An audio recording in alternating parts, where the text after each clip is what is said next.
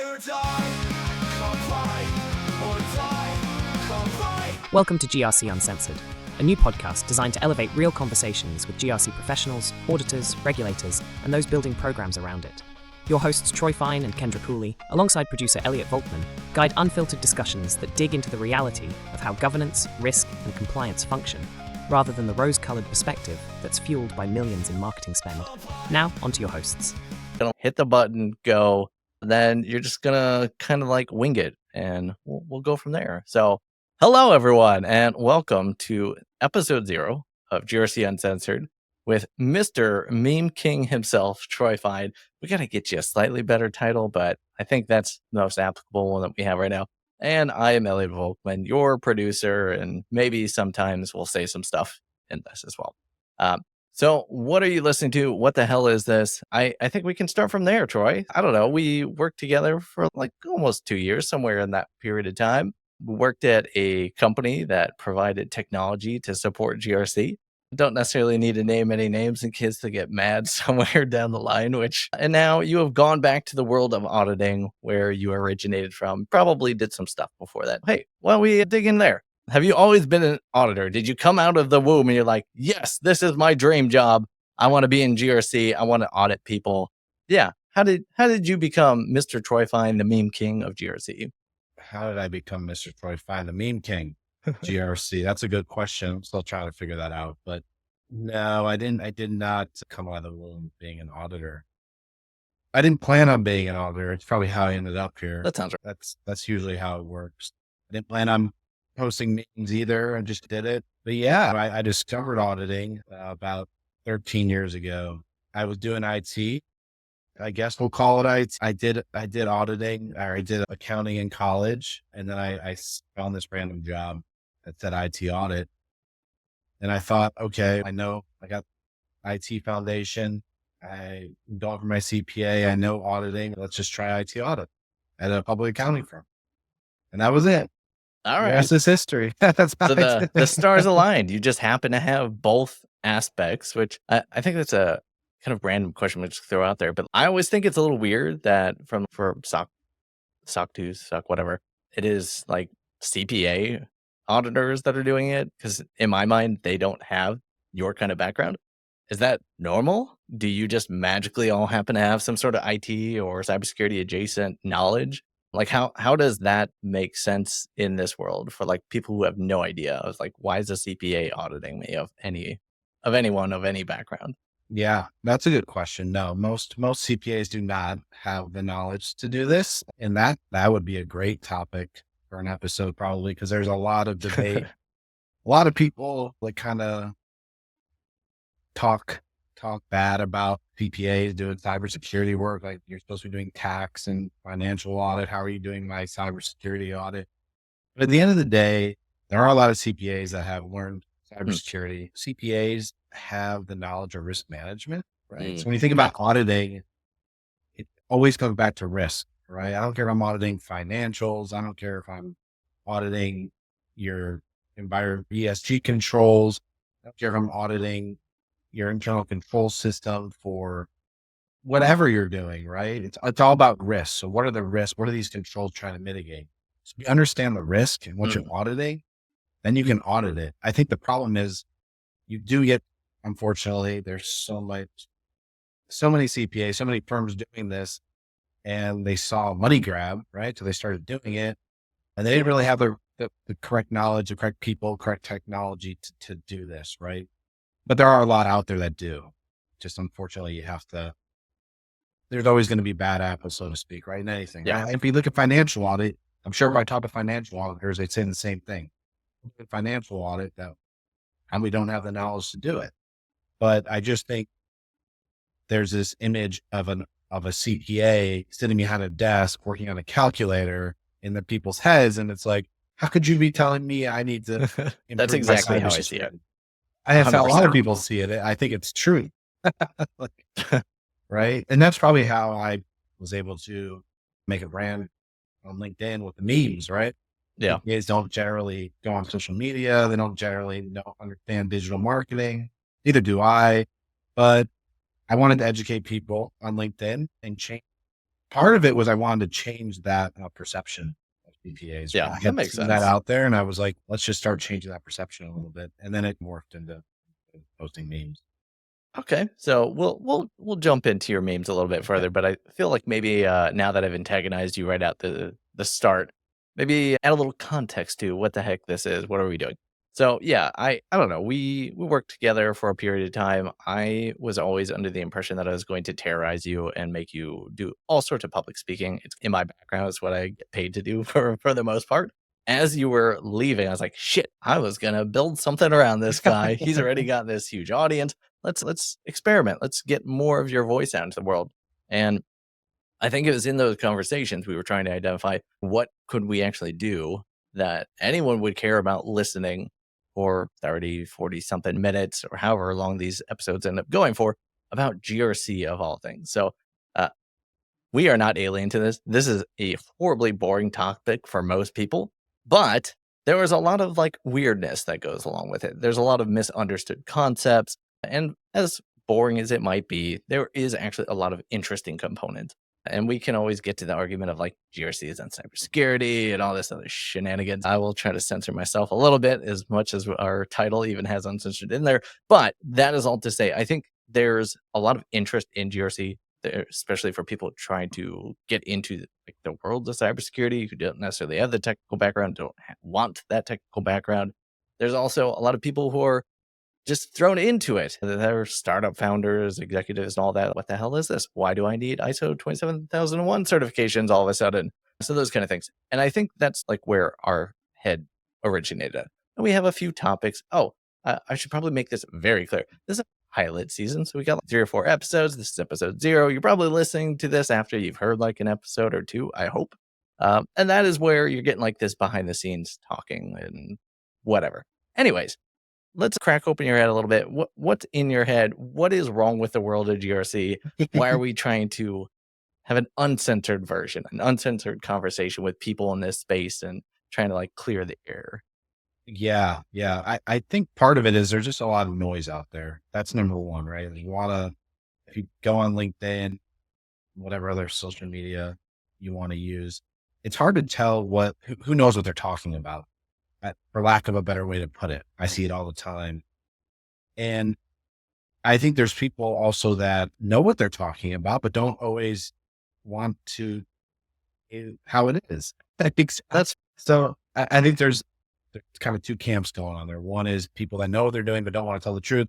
The other one is there's just people out there, whatever they want out there, and people are following it, liking it. They get a viral post, they get a lot of likes. All of a sudden this person is like the influencer in GRC, right? And so I want to just talk about the truth, and let's just get to the truth. Let's talk about our honest opinions. We're not going to call out people or call out companies directly. Wait, we're not? Try to do that. We're I'm not trying to uncensored. bash you. Come on. I'm not trying to bash. All right, Maybe you won't. Elliot is. I'll try not to a little bit. But I think it's really just to get down to the truth and have Yeah. honest conversations about what is actually going on and create engagement around it in a honest and authentic way. Yeah, That's and I think really what I want to do here. the other thing to slip in there, I think, as these conversations, because there are so many different opinions, some of them are not correct. A lot of people will call things certifications, and they're not certifications. Troy, you know where that's going. Hopefully, we'll save that episode far, far down the road because I'm just not going to antagonize you with that. But the idea, of course, would be to bring folks of those different perspectives on to be able to duke it out, have those conversations with each other, and hopefully find some middle ground or find some truth out of those. And you are here to provide context and help guide those stories. And I think as part of our pilot, there's a few things that we were looking at, I don't know, navigating our audience through, see if people are into it. And if people dig it, we'll keep going. But let me rant out or read out, so to speak, the initial topics that we're looking through, what you can expect, again, unless you've already heard the first couple episodes. So the initial episode, we're looking at a focal point on commoditization of compliance, then quality of audits, which can go so many different ways. Also, this is where I'm going to try not to get us in trouble, is do you need a tool or technology to go through audits, be it your first or You've already done this before. What the fuck do I do with third-party reports? I may or may not bleep that part out. And then if we're getting down there, how do I trust the data coming out of platforms? And that would probably be a panel. I think based on those topics, you can see that some of these will be a little more interesting. They will not be, let's talk about what controls you map with X and Y. And there are, mind you, there are some other GRC podcasts out there, and they do cover these things and they're important, but I don't know. That's not really our cup of tea. You do that for a day job. I don't think you need to talk about it on guiding people through it every day. Exactly. That does not excite me to have a podcast about what I do on a daily basis. I don't know. I think we want to create the conversation. I mean, that are people going to agree with us all the time, or whoever guest we have on? No. Am I going to agree with the guest every time? Hopefully not, because I think that creates a better conversation, a better episode. So we don't necessarily want to bring people on that always agree with our stance either. I think we want to tell both sides and just talk. And if it's, we don't, like I said, we're not trying to bash. I know Elliot wants to, but we're not here to do that. We're here to have conversations and have fun, right? We want to make sure that they're enjoyable. We want you guys to listen. Again, boring is not what we're trying to do here. And if we have a boring episode, we probably just won't hear it. Yeah. Or I'll just start throwing around tequila shots like I tend to do at these things, and everyone starts just slipping the tongue. That's not a bad idea. I didn't hear GRC and that. tequila. Why didn't we think about that? I think that could be really fun. Actually, we should buy our guests like we'll do mixology in the middle of this, their choice, and do this during a happy hour on a Thursday. If I do recall, I did try to pair you as some sort of in a mixology class at a conference. I feel like I gave up on that 2 weeks before. I'm not good at that live. But, I mean, I'm not a big drinker. I'm just I'm not. You just give me a beer, I sit here and we can talk GRC. But I'll let you pay for the beverage of the guest choice. Cover that later. But I like that idea. I'm not against it. Okay. I would say maybe if we get to a point where we'll go to a conference and take this on the road, that'll be the easiest opportunity to just get them a couple of drinks and then throw a camera in front of them. And, then all bets are off. The bashing will come from wherever. I love it. I'm in.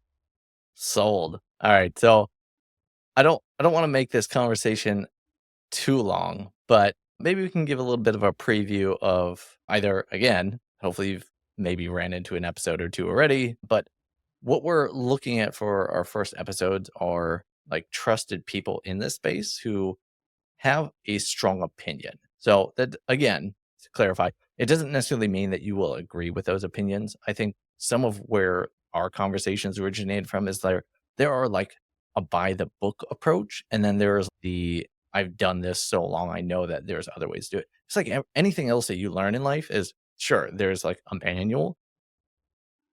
Some of us don't read manuals. I do not read the manual, but there are like things in this where there are high risk, high impact, consequences for not following those. And then once you go through those things, you understand that there are ways to optimize this, take things a little bit differently. I think the one that stood out for me is you basically said FedRAMP is like enemy number one on that. It is completely different, or it is some compliance framework of that regard. You're like, no, whatever is in that is like a fourth is what you actually do. Oh, yes. You mean like just FedRAMP in general versus other frameworks? Probably. Yeah. Valid point. Yes. I mean, that's a good example. I would say too, I lost my train of thought because FedRAMP is so distracting that I started thinking about FedRAMP, and I actually completely just lost my train of thought about what I was going to say. That's this edit button that I'm going to hit there. Although sometimes I like to just leave these in. FedRAMP does do that to you. It just takes over your mind, your soul, and then you can't function in your daily life when you go through FedRAMP. So I think we should keep that in, but I'm trying to remember what I was going to say. That's okay. We'll save it for a later episode. I guess. We'll figure that out. Yeah, hopefully far, far down the road, because FedRAMP is not a fun, sexy topic. Oh, I remembered it. So we got it. Okay. See, I came back from my FedRAMP distraction. I think by nature, GRC is subjective, right? And so is cybersecurity. No matter what, we're going to have differing opinion. But I think with it being so subjective, it creates the polarization, right? Who's to say somebody's right or wrong when there really is no necessarily right or wrong? There's some foundational things. Yes, you should do MFA. Okay. There's some foundational things, but when it comes to GRC and the whole concept of it is a very subjective subject, very polarizing subject. The rules are very vague, and then people interpret those rules. I kind of sound like something else, like government and laws, isn't it? Sounds exactly the same. We've had a recent conversation about that. As I'm talking about it, that's how I view it. There's a lot of rules, and then they're very vague, and people want to take advantage of those rules, and it creates polarization, and then you get this extreme. And then I try to just come in the middle. Say, here's how you should do it in this case. Here's how you do it in this case. And then, yeah, that's it. That's what I try to look at. See, that in itself is a very important and impactful topic, even if it's not the sexiest. But for first time people going through this process, they're going to run it by the book. But they're not going to know that there's deviations, that it should be demised and customized to their organization, what they care about. But hopefully the people who are going through first time audits, they have some sort of semblance of cybersecurity. God hope at least like an MSSP or someone that's helping an interesting them. subject. Oh God. Then it's all, but yes, people want requirements. And when the requirements are not there, You want it easier, right? they want requirements. They want to be told what to do. Yeah. And when it's up there, their heads explode. That sounds right. I don't know if we built that into any episodes, but I suspect that will be a common theme that comes up. Especially, it actually might even be as part of that first episode, because if we're talking about the commoditization of compliance, it definitely, I think it will come up in the first episode. Sure. Yeah. So do you want to give a little hint, a preview of what you can expect to come from that? And we are going to be bringing on our friend Kendra, who I believe is the lead of a startup, maybe like a Series A, Series B company. And they focus on cybersecurity themselves. So like she will have 2 or 3 sides of the coin focused on that side. But yeah, what's your take? What do you feel like is going to be the hot takeaway from that episode? I think it's going to be Kendra's quote about calling SOC back in a box tools or something like that. I can't remember exactly what she said, but she had a viral post that used that terminology, SOC in a box. And I was like, that's not incorrect. I think it's going to be about kind of something like that. Most companies are not the same. Every company is different. But if you want to audit a certain way and you have to keep your costs down, then you have to treat every company the same. Because otherwise, you can't create that streamlined, templated way of doing things. And therefore, your costs would go up and then you want to be profitable. In order to do this, it has to become commoditized. And that's what we're saying. I think it's going to be talking a little bit about why it got commoditized, where it came from, and is it going to change or is it going to get worse? And I think that's what that episode's going to be about. Okay. And I think that will actually blend very well into that second episode, which is like the quality of audits, so if you have the technology side and they maybe treat it as like SOC in a box, hopefully with customizations and whatnot built upon that. Yeah, same with quality of audits, right? If they have a single playbook that they have to play each time just to keep costs down, is that sort of the same concept? But I don't know, it's more service oriented, people oriented. Yeah, no, I think it'll definitely touch on I think this episode will also touch on the quality of audits, which will lead into the next episode very, very nicely, actually. But yes, it's definitely traditional audit firms. They're not supposed to, technically, you're not supposed to be like revenue, profit driven. If you have this, I want to grow 100% year over year as an audit firm. I mean, that's like operating like a SaaS tech startup. Obviously, they want to grow a lot more. From a CPA world, that is a lot, right? When someone wants to grow and that's their goal, you have to keep your costs down. The only way to keep the cost down, there's a couple ways, but we'll get into it. I don't necessarily want to get into it right here, but that's the idea, right? It becomes commoditized. We have to, cost gets lower. How do I keep my costs low? I'm sure our listeners can think of ways that you can keep your costs low as a professional service. And that's what some of these topics are going to get into, some of these episodes. Yeah. Plus, I think that is also important for why we're going to bring other folks in with these various different perspectives so they can help guide and walk through that story instead of it just being us, mostly you. But yeah, that way I want someone else to say it. I don't want to say it. We also want representatives of those who are going to be poked at the most to be part of that equation and that story. Otherwise, it's a little bit lopsided, and then we get angry people in my inbox in particular, because I still have a lot of relationships there for whatever reason until I alienate them all with this series. So we'll see how that goes. We'll see. Hopefully people like it. We just want people to have fun, enjoy it, like it. Right. Again, you're not going to probably agree with everything here, but I think that's the All let's right. all just be nice to each other. Is that Fine. possible? Is that Fine. possible? We Is can it do possible? that. How about They'll- cordial? Okay. I'm good with that. Professional. There you go. Professional. We'll keep it. I like Mostly cordial. I like professional. cordial. People know the Okay. definition of cordial. I'm good with that. All right. So that takes us to the end of episode 0. There's so many other things that we could say, and that's why we have this pilot series that is either going on right now or whatever order you're listening to this to. But this is your little bit of a behind the scenes of like, why the hell we're doing this? Will it change? Probably. If you give us feedback, it definitely will. So as Mr. Meme King here posts his memes, if you see any of these clips, if you hear the episode, make sure you put some comments in there and tell him that he's wrong about things so we can have more conversations about them. That said, you can expect 4, maybe 5 episodes out of this, not including this, maybe including this. But yeah, the only way that we're going to decide to keep going with this and build upon this is with feedback and your engagement and your input. So that's it. This is GRC Uncensored, episode 0 with Mr. Troy Fine, and I'm Elliot. See you around. Thank you for listening to GRC Uncensored, the podcast where Troy and Kendra know their shit, and our producer just talks shit. To learn more about GRC, go to grcuncensored.com, subscribe to our newsletter, or join our community on Reddit. Viewpoints expressed during the show do not reflect the brands, employers, or companies of our hosts, guests, or sponsors.